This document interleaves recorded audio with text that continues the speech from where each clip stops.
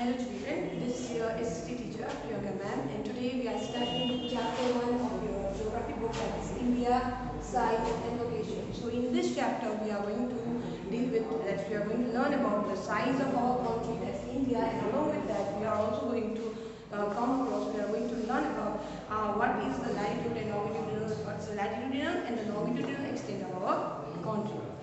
So now let's begin. India is one of the ancient civilization in the world. तो बोला गया है कि हमारा जो देश है एक बहुत ही क्या है, पुराना सभ्यता है कि जो दुनिया में बहुत सारे एंशिएंट सिविलाइजेशन है, तो ऐसे करके इंडिया भी एक ऐसा एंशिएंट सिविलाइजेशन है, यानी बहुत पुराना सभ्यता है। It has achieve multi faceted socio economic progress during the last 5 decades. तो बोला गया है कि पिछले जो 5 डिकेड्स में, डिकेड्स कहने पर एक डिकेड में 10 साल होता है, तो 5 डिकेड कहने पर 50 साल में। तो बोला गया है कि पिछले जो 50 साल था उसमें इंडिया ने क्या किया है, डिफरेंट फील्ड्स में, तो ये सोशल फील्ड में, इकोनॉमिक फील्ड में उसने क्या हासिल किया है, तो प्रोग्रेस हासिल किया। प्रोग्रेस यानी कि वो डेवलपमेंट हासिल किया, यानी वो आगे बढ़ चला है इन फील्ड्स में। It has moved forward, displaying remarkable progress in the field of agriculture, industry, technology and overall economic development.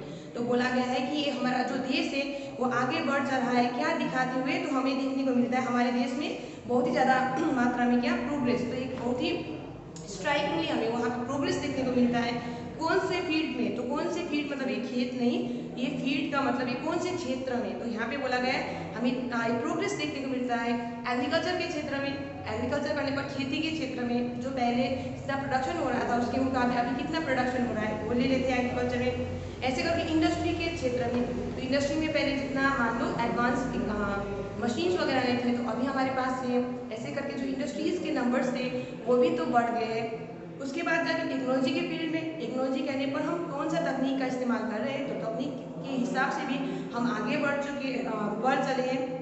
और ऐसे करके बोला गया ओवरऑल इकोनॉमिक डेवलपमेंट, और साथ में जो हर क्षेत्र में मतलब कहें इकोनॉमिक डेवलपमेंट, हर तरफ से इकोनॉमिक डेवलपमेंट हमने हासिल किया। इकोनॉमिक मतलब आर्थिक डेवलपमेंट हमारे देश ने हासिल किया है। तो हमने अभी तक यहाँ पे क्या बोला, मैंने बोला कि हमारा जो इंडिया है वो क्या है, एक बहुत ही पुराना सभ्यता है। उसके साथ हमने बोला इसने क्या किया है, इसने हासिल किया है multi faceted socio economic progress, यानी कि वेरियस बहुत किस्म के सोशियो इकोनॉमिक प्रोग्रेस इसने हासिल किया है। पिछले कितने सालों में, तो पिछले 50 सालों में, 50 साल यानी कि 5 डिकेड्स बुक में दिया हुआ है। उसके बाद बोला गया है कि इसने क्या किया, ये आगे बढ़ चला है, क्या दिखाते हुए, प्रोग्रेस दिखाते हुए। तो कौन से क्षेत्र में, एग्रीकल्चर के क्षेत्र में, इंडस्ट्री के क्षेत्र में, टेक्नोलॉजी के क्षेत्र में, और साथ ही ओवरऑल इकोनॉमिक डेवलपमेंट उसने हासिल किया है। India has also contributed significantly to the making of world history. तो इसके साथ साथ इंडिया का योगदान रहा है इसमें, तो वर्ल्ड हिस्ट्री के बनने में भी, तो वर्ल्ड हिस्ट्री में भी हमारे देश का योगदान है। मान लो कोई वर्ल्ड वार ले लेते हैं, तो वर्ल्ड वार के दौरान जो ब्रिटिश कॉलोनी हम थे, तो उस वक्त ब्रिटिशर्स ने इंडियन सोल्जर्स का यूज़ किया था वर्ल्ड वार को जीतने के लिए। तो यहाँ पे हमें देखने को मिलता है हमारा तो इंडिया जो है उसका योगदान है किसमें, तो वर्ल्ड हिस्ट्री में भी उसका योगदान है। अब जाके हम शुरू करते हैं लोकेशन, जो कि यहाँ टॉपिक में भी दिखा है, टाइटल में भी दिखा है, इंडिया साइज एंड लोकेशन। तो सबसे पहले यहाँ पे बुक में तुम्हारा लोकेशन दिया हुआ है, so we are going to deal with it. India is a vast country, तो ये बात मुझे तुम्हें बताने की जरूरत नहीं है, ये बहुत ही बड़ा देश है। तो बाद में जाके हमें यहाँ पे लैटिट्यूडिनल लॉन्गिट्यूडिनल एक्सटेंट, साथ में जाके इसका साइज के बारे में हमें जानने को मिलेगा। तो India is a vast country lying entirely in the northern hemisphere. तो तुम सबको पता ही है कि जो अर्थ है, अर्थ जो गोल है, अपना हम गोल ड्रॉ नहीं कर पाएंगे, फिर भी कोशिश कर लेते। तो जो इंडिया और अर्थ है, तो अर्थ में बहुत सारे हम इमेजिनरी गैस लाइंस, तो ये हॉराइजॉन्टल लाइंस जो सेंटर से हम मान के जो जाता है उसे हम 0 डिग्री लैटिट्यूड कहते हैं। इसको हम क्या कहते हैं, इक्वेटर के नाम से जानते हैं, किसके नाम से जानते हैं, इक्वेटर के नाम से जानते हैं। तो ये जो 0 डिग्री लैटिट्यूड है जो कि इक्वेटर के नाम से हम जानते हैं, इसके ऊपर में आने वाले सारे के सारे एरियाज को हम क्या कहते हैं, नॉर्दर्न हेमिस्फीयर, और इसके नीचे आने वाले एरियाज को हम क्या कहते हैं, साउथ हेमिस्फीयर। इसके ऊपर वाले तो नॉर्दर्न हेमिस्फीयर, तो यहाँ पे नीचे वाले क्या, तो मैंने बोला साउदर्न हेमिस्फीयर। और यहाँ पे मैं क्या कभी समझा रही हूँ, मैं ये समझाने की कोशिश कर रही हूँ कि ये जो इक्वेटर है, इक्वेटर के ऊपर की ओर क्या पड़ता है, तो हमारा इंडिया पड़ता है। India lies where, India lies belongs to an area that lies above the equator, equator जो है 0 डिग्री उसके नॉर्थ पार्ट वो स्थित है। तो कौन स्थित है नॉर्दर्न हेमिस्फीयर में, तो कौन सा देश, तो अभी हम बोल रहे हैं हमारा देश यानी India is located in the northern hemisphere. तो यहाँ पे बोला गया है कि lying entirely in the northern hemisphere the main land x tends between latitude 8 degree 4 minute north and 37 degree 6 minute north and longitude 68 degree 7 minute east and 97 degree 25 minute east. तो इसको समझने के लिए तुम्हें पहले याद होना चाहिए लैटिट्यूड और लॉन्गिट्यूड, लेकिन ये जो डिग्रीज है उसको समझने के लिए तुम पेज खोल सकते हो, page number 3 given in your book, और वहाँ पे तुम्हें देखने को मिल जाएगा। तो मैं अभी तुम्हें लैटिट्यूड और लॉन्गिट्यूड समझा दूँ पहले। तो लैटिट्यूड क्या है, latitude are imaginary horizontal line. तो यहाँ पे तुम्हें दिख रहा है पिक्चर में, मैंने 0 डिग्री लैटिट्यूड बनाया है जो कि मैंने इक्वेटर करके लिख दिया है। ऐसे करके लैटिट्यूड ऊपर तक जाता है 90 डिग्री नॉर्थ तक और नीचे तक आता है बेस में 90 डिग्री साउथ तक। So over here what I am trying to say is that the horizontal line, so ये horizontal line, so there is a horizontal line, इसलिए हम क्या कहते हैं latitudes कहते हैं। और ऐसे जो ऊपर से नीचे की ओर जो vertical आता है जो intersect करता है हम क्या कहते हैं longitudes कहते हैं। तो यहाँ पे latitudes और longitudes मैं यहाँ पे ड्रॉ करने की कोशिश कर रही हूँ, I hope you understanding।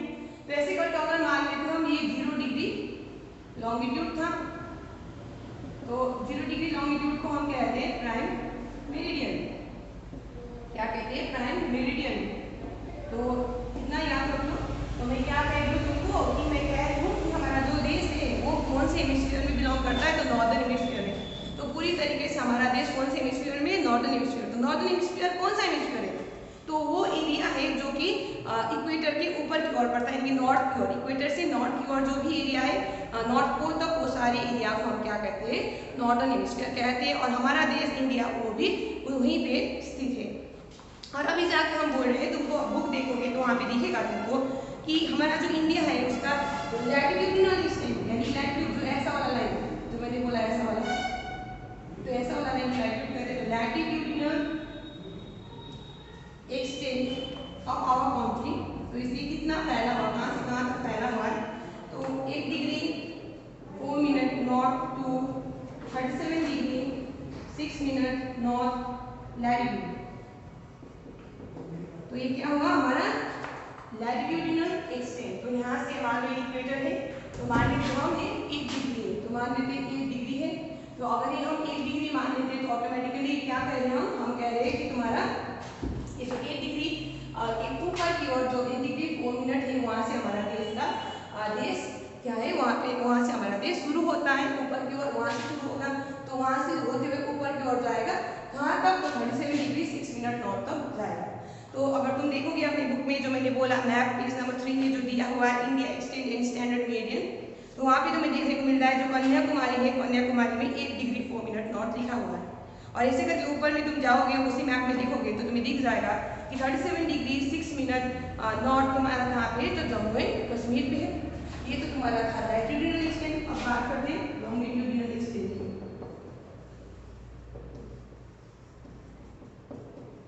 तो हम जो लॉन्गिट्यूडिनल एक्सटेंट की बात कर रहे हैं, यहाँ पे तुम्हें याद रखना है लॉन्गिट्यूडिनली जो मतलब जो ऐसा वाला लाइन है ऊपर से नीचे वाला वर्टिकल लाइंस, तो लॉन्गिट्यूडिनली इंडिया फैला है 68 डिग्री 7 मिनट ईस्ट से 97 डिग्री 25 मिनट ईस्ट तक।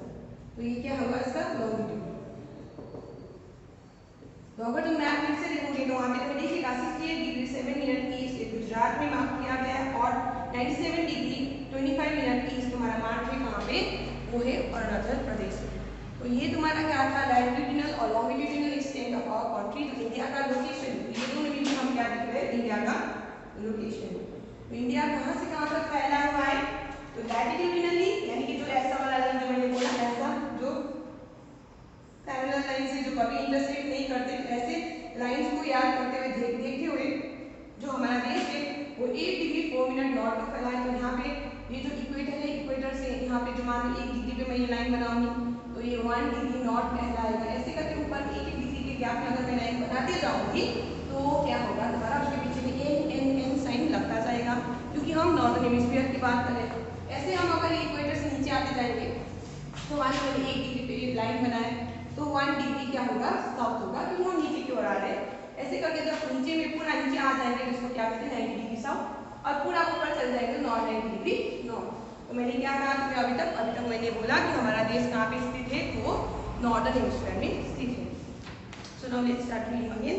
तो ये तुम्हें समझ में आ गया होगा। तो लैटिट्यूडिनली इंडिया का एक्सटेंड कितना 8 degree 4 minute north to 37 degree 6 minute north latitude, और लॉन्गिट्यूडिनल एक्सटेंड है 68 डिग्री 7 मिनट ईस्ट से लेके 97 डिग्री 27 मिनट ईस्ट लॉन्गिट्यूड। तो अब बोला गया है उसके बाद the tropic of cancer 23 and 30 degree 23 degree 30 minute north divides the country into almost 2 equal halves. तो जो 23.5 डिग्री है वो क्या करता है, हमारे देश के लगभग बीच से गुजरता है और लगभग उसको 2 इक्वल हाफ में क्या कर देता है, वो बांट के रख देता है।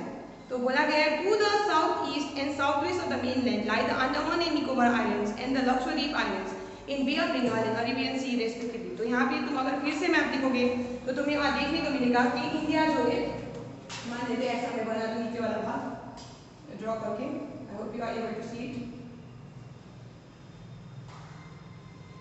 अब उतना एक्यूरेट तो नहीं हो रहा है, फिर भी कोशिश करते हैं। तो you can see over here. तो ये वाला मैं नीचे का भाग इंडिया का बनाने की कोशिश कर रही हूँ। फिर उसको थोड़ा और चौड़ा ऊपर ले जाके ऐसे ऐसे करके ओके।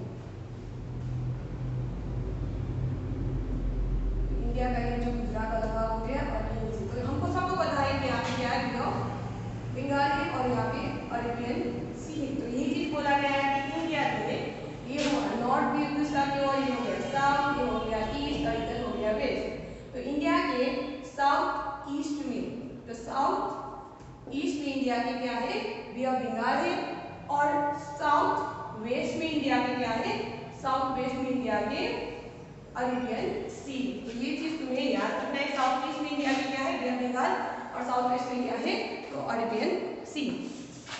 तो आगे यहाँ पे उन्हें बोला गया है तो find out the extent of this groups islands from your Atlas. तो यहाँ पे एक्सरसाइज दिया गया है जो तुम ढूंढ सकते हो। अगर तुम्हारे पास एटलस है तो तुम ढूंढ निकाल सकते हो कि ये जो 2 आइलैंड्स है जो हमने अभी बात किया, तो यहाँ पे बे ऑफ बंगाल में कौन सा आइलैंड है, तो बे ऑफ बंगाल में तुम्हारा आइलैंड है यहाँ पे अंडमान निकोबार, अंडमान एंड निकोबार, अंडमान एंड निकोबार, और यहाँ पे क्या है लक्षद्वीप। एन लिख दूं मैं, एन मतलब लक्षद्वीप और अंडमान निकोबार वहाँ पे है।